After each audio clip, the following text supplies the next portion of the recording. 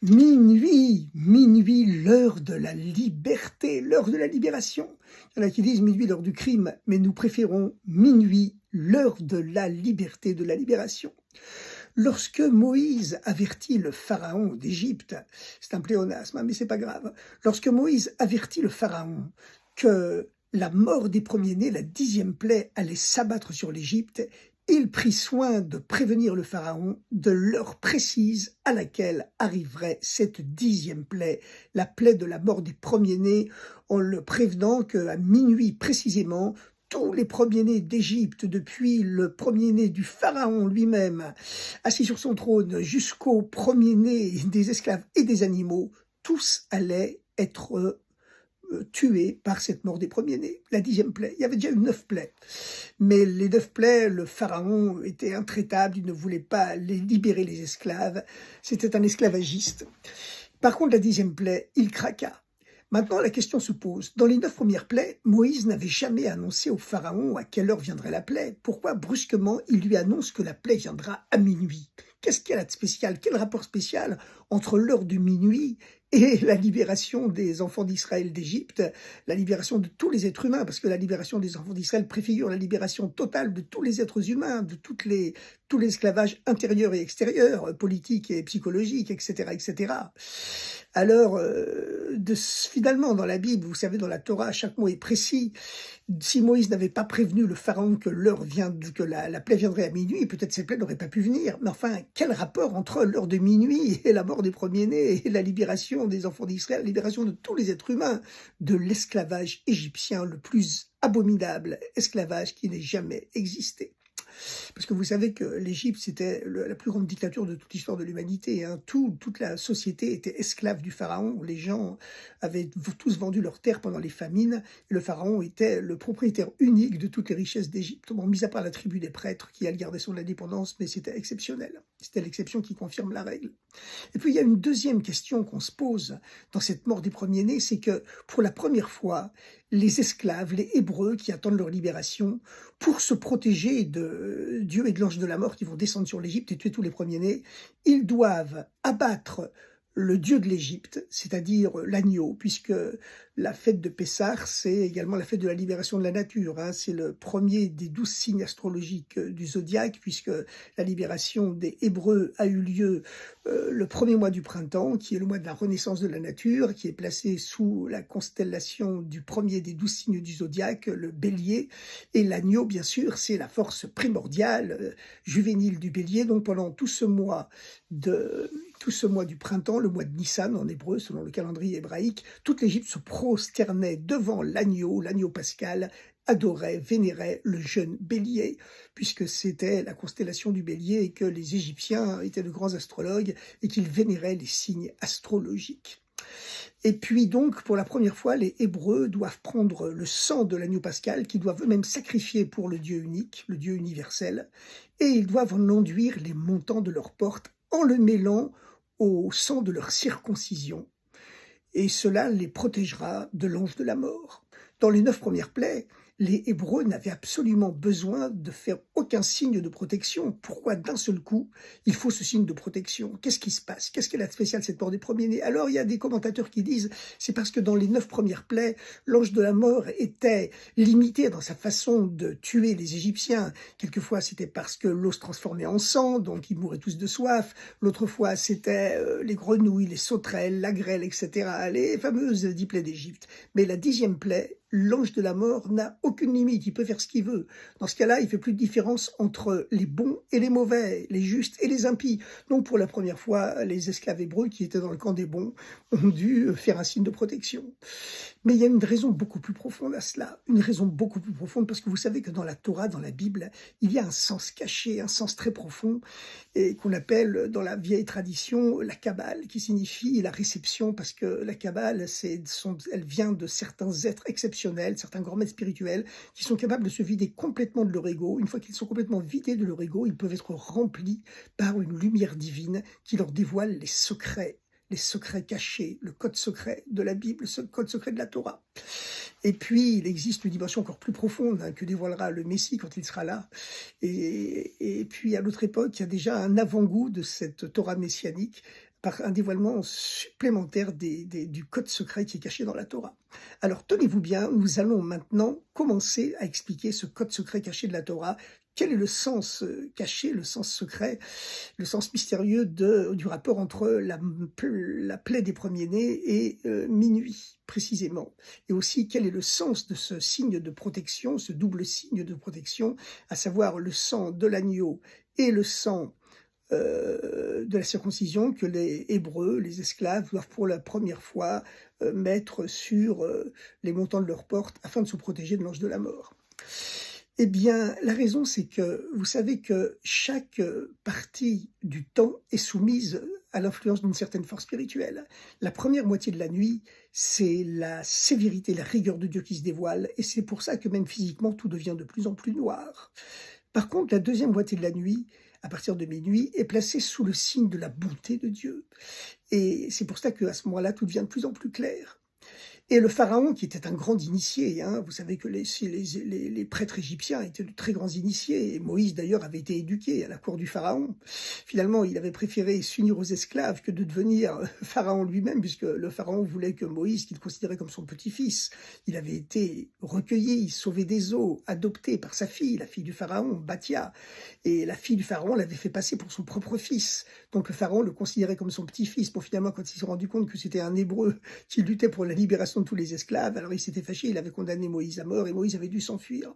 Mais ça, c'était de 40 ans auparavant, et Moïse, quand il est revenu, l'ancien pharaon était mort, il avait un successeur qui était quand même moins mal intentionné à son égard. Dieu l'avait prévenu, Moïse, que tous ceux qui voulaient attenter à sa vie avaient disparu. Donc, voilà, c'était un nouveau pharaon, c'était une nouvelle époque.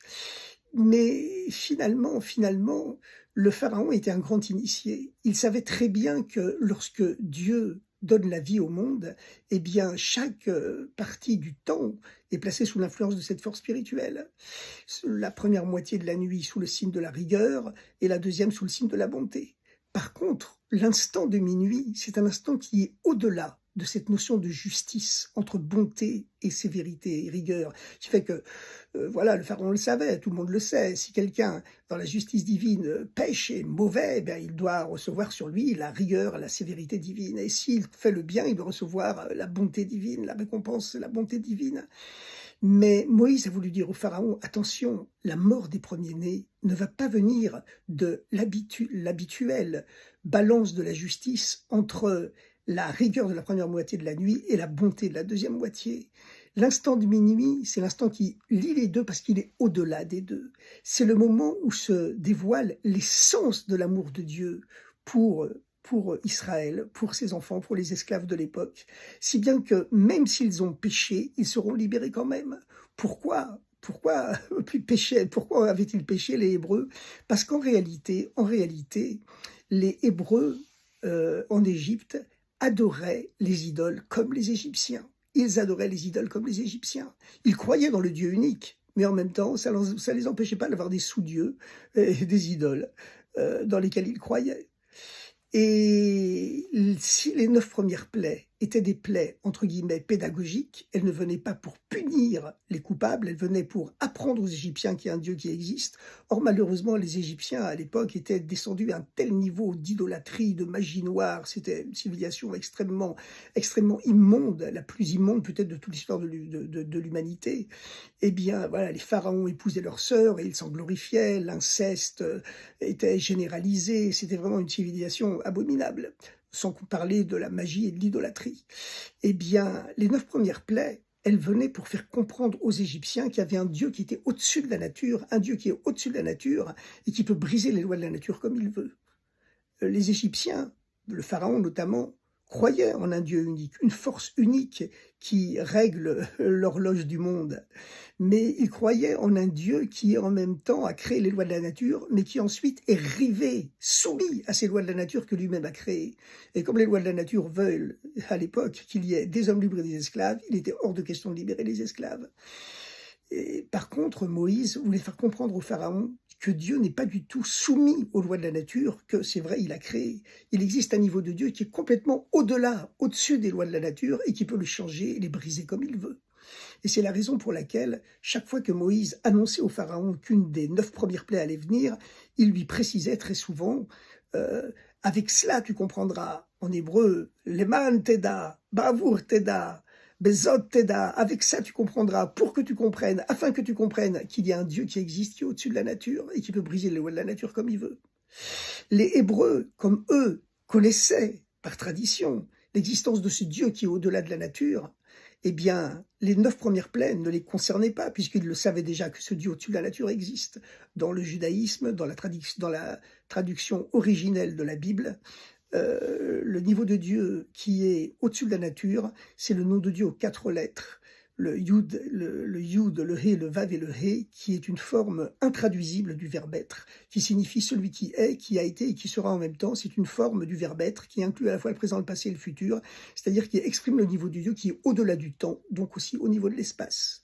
Et quand la Bible parle du niveau de Dieu qui est présent dans la nature, immanent, on l'appelle Elohim. Elohim, c'est un pluriel hébraïque. Le suffixe im indique toujours le pluriel en hébreu, parce que c'est le niveau de Dieu qui s'habille dans les milliards d'atomes de l'univers, qui s'incarne dans les milliards d'atomes de l'univers.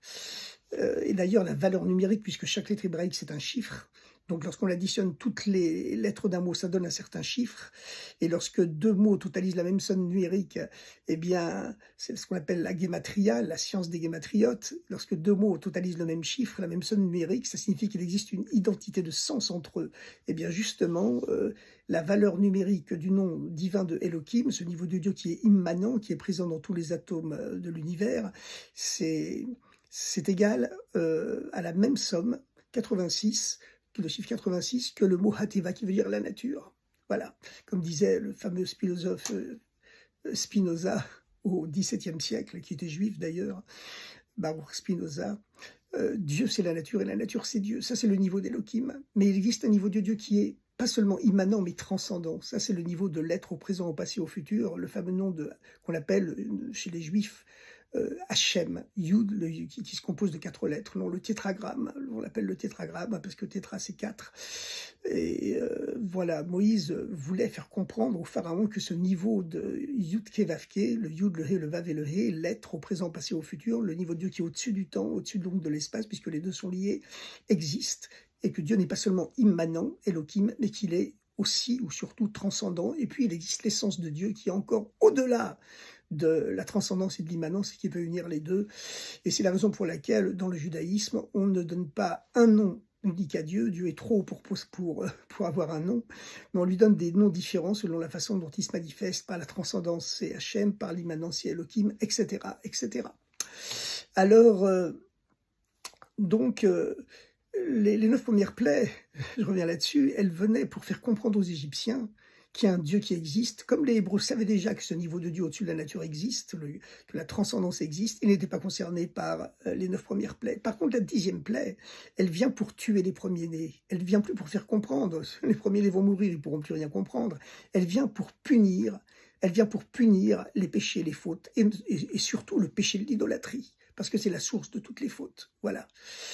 Eh bien, dans ce cas-là, les Hébreux, qui bien qu'ils croyaient dans le Dieu unique, adoraient quand même des sous-dieux, des idoles, ils auraient dû être punis comme les Égyptiens.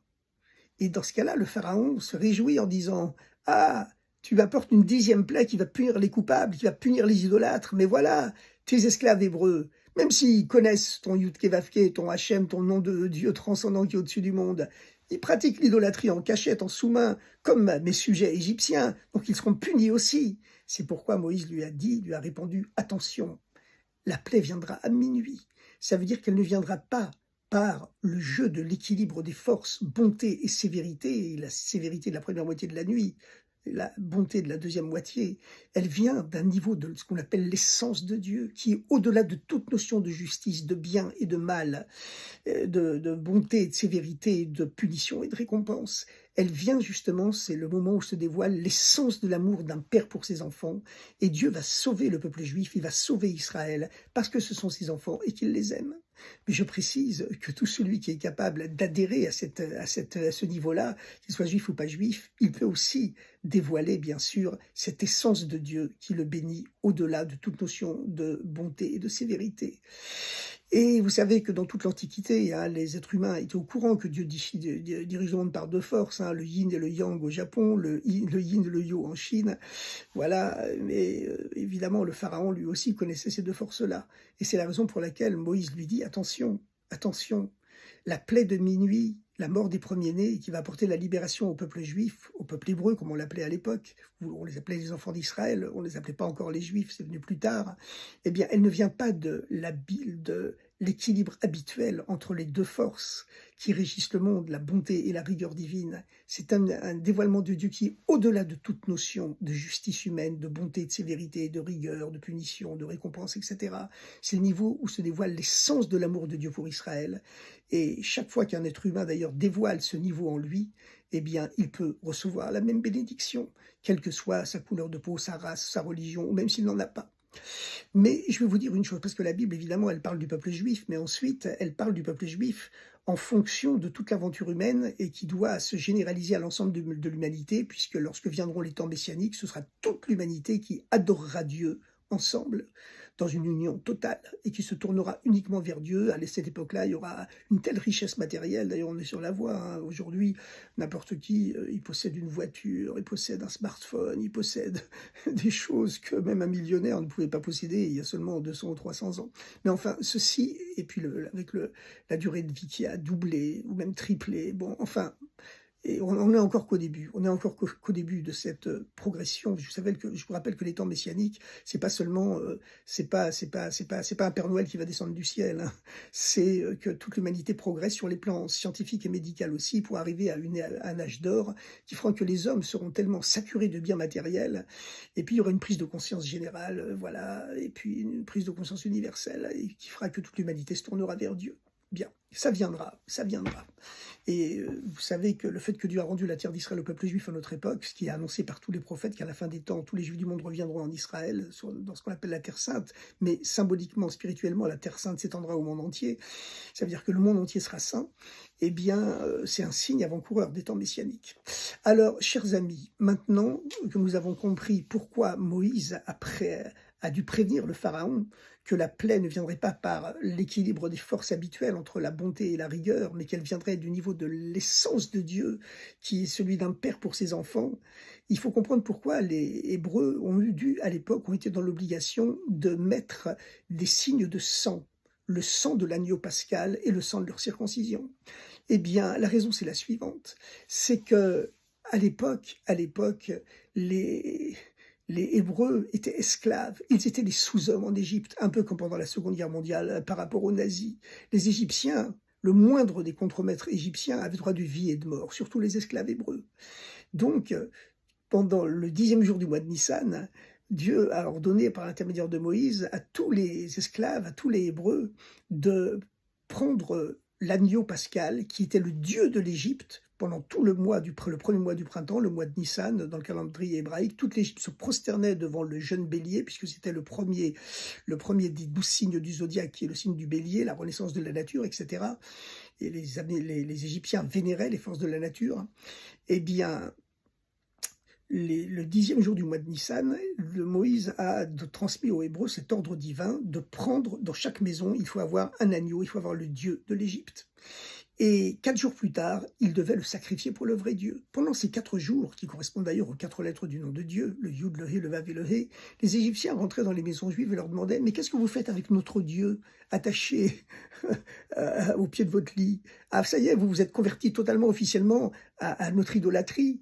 Et les Hébreux répondaient fièrement, en arguant leur maître, eh bien, nous allons le sacrifier pour le Dieu universel, le Dieu d'amour, de bonté et d'amour universel.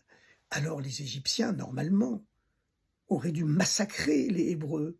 Ils avaient droit de vie et de mort sur eux, ils auraient dû les génocider, comme on dit aujourd'hui.